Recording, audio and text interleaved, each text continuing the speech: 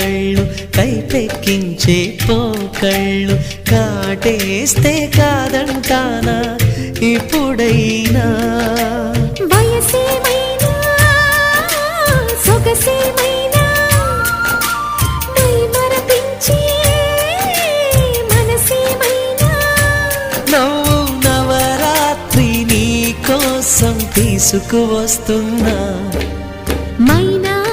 ఏమైనావే మన్మథ మాసం అయినా